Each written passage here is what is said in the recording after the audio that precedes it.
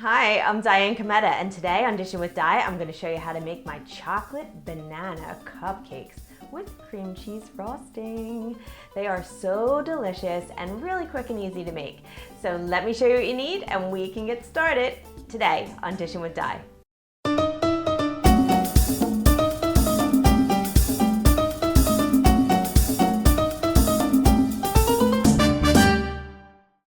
You need some unsalted butter at room temperature, some white granulated sugar, an egg at room temperature that's been lightly whisked, some all-purpose flour, baking powder, baking soda, and salt, some unsweetened cocoa powder that's been sifted, and some non-fat Greek yogurt.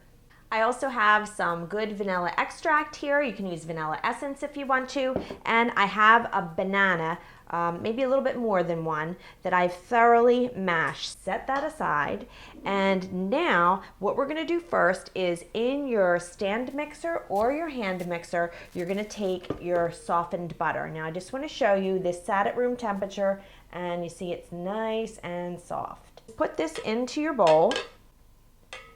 There we go. All right, now we're just going to beat this just a little bit just to kind of smooth it out.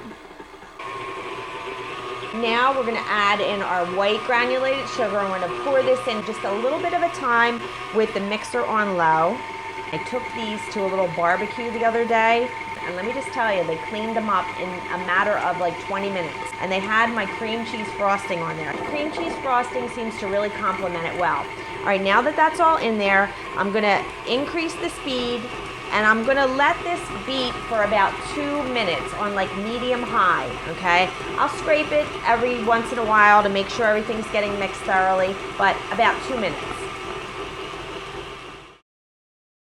My oven is preheating to 350 degrees, so don't forget to do that. And I have the rack in the center. I also have a little muffin tin here that I've lined with cupcake liners, so just have that prepared for yourself. Now, the next thing that we're going to do is take the egg that's lightly beaten, and we're going to gradually pour this in with the mixer on low. And drizzle that in, and get that combined.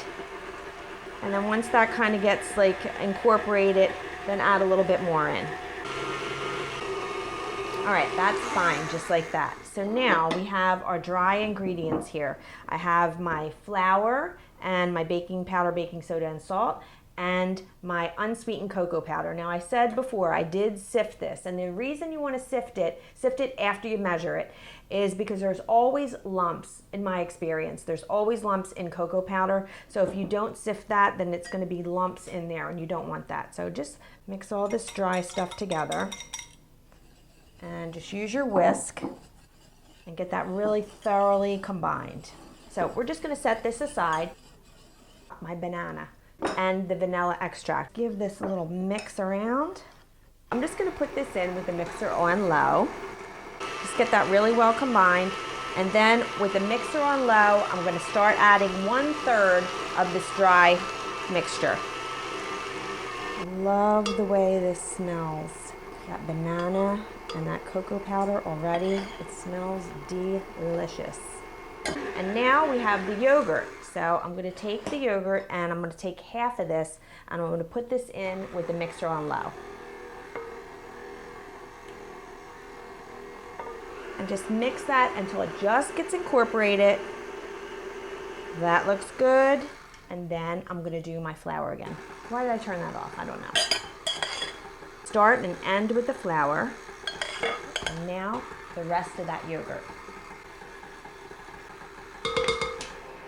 And now the rest of the cocoa powder and the flour mixture. And boom, I don't want to go any further. It needs to be mixed just a little bit more, but I don't want to keep spinning it. Smells, like I keep saying, amazing. Now I'm using an ice cream scoop, or you could use about a 1/4 cup measure. Just kind of go around, and it should be about maybe 3/4 of the way filled. Okay, all of my liners are filled, and I'm just kind of spreading out the batter. I find that using a spoon, and this is a teaspoon, works really well. Now take these and put these into your preheated oven, 350 degrees, for about 16 to 18 minutes. or until a tester comes out clean, or when you touch the top, it springs back. After that, set it on your rack to cool for about 5 to 10 minutes, and then remove the cupcakes from the tin and let them cool completely. And then we'll put the icing on. Here they are. These are beautiful, and this is my cream cheese frosting. If you haven't tried this recipe, it's really nice. And I'm just gonna taste one for you. Isn't that great? See how they have just like a slight dome on them? And let's just open them up and take a look and see how they look inside. Nice and fluffy. Look at that. Beautiful. I can't wait to bite into that part with that big blob of cream cheese frosting hanging off.